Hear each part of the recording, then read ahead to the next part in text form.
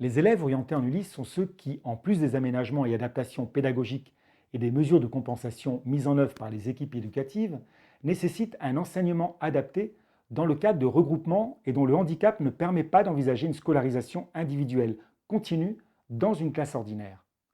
Chaque élève scolarisé au titre des Ulysses bénéficie, selon ses possibilités, de temps de scolarisation dans une classe de l'établissement scolaire où il peut effectuer des apprentissages scolaires à un rythme proche de celui des autres élèves. Les élèves scolarisés au titre des Ulysses présentent des troubles des fonctions cognitives ou mentales, des troubles spécifiques du langage et des apprentissages, des troubles envahissants du développement, dont l'autisme, des troubles des fonctions motrices, des troubles de la fonction auditive, des troubles de la fonction visuelle ou des troubles multiples associés, plurihandicap ou maladies invalidantes.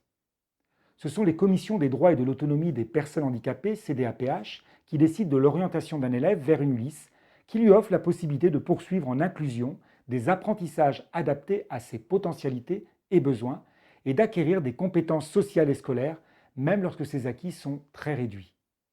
Depuis 2015, qu'il soit situé dans une école, un collège ou un lycée, tous les dispositifs de scolarisation des établissements scolaires destinés aux élèves en situation de handicap sont dénommés Unités localisées pour l'inclusion scolaire, ULIS. Ainsi, nous trouvons Ulysse École, Ulysse Collège et Ulysse Lycée. Les Ulysses sont des dispositifs ouverts et ils constituent une des modalités de mise en œuvre de l'accessibilité pédagogique. Elles permettent la scolarisation dans le premier et le second degré d'un petit groupe d'élèves présentant des troubles compatibles. Une nouvelle dénomination a été ajoutée à l'organisation des Ulysses, les Ulysses TSLA, troubles spécifiques du langage et des apprentissages. L'enseignant coordonnateur chargé d'une Ulysse est un enseignant titulaire du CAPASH ou du 2CASH.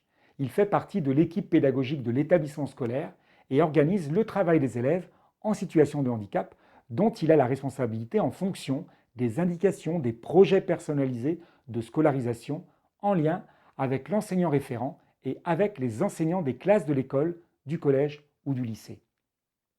Plus encore que pour les autres élèves, pour les élèves bénéficiant d'une Ulysse, la réussite des phases d'orientation doit donner lieu à une préparation spécifique dans le cadre du parcours à venir. Les actions menées au titre de la préparation à l'orientation sont prévues dans le PPS. Un bilan en effet lors des équipes de suivi de la scolarisation et figure dans le formulaire GEVASCO réexamen.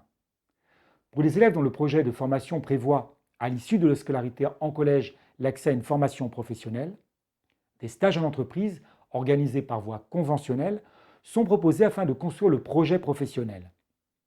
Dans ce cadre, le conventionnement éventuel avec une SECPA ou un établissement médico-social peut faciliter une première approche des champs professionnels en proposant à l'élève des activités pré-professionnelles diversifiées. Pour les élèves bénéficiant de l'ULIS lycée, dont le PPS prévoit la préparation d'un diplôme de l'enseignement général ou technologique, l'équipe pédagogique, singulièrement le coordonnateur de l'ULIS, accompagne le projet de poursuite d'études et prépare les élèves aux conditions particulières de travail qu'ils rencontreront dans l'enseignement supérieur. Chaque Ulysse repose sur un projet pédagogique spécifique, partie intégrante du projet d'établissement. Celui-ci doit permettre la réalisation des objectifs de chaque projet personnalisé de scolarisation des élèves.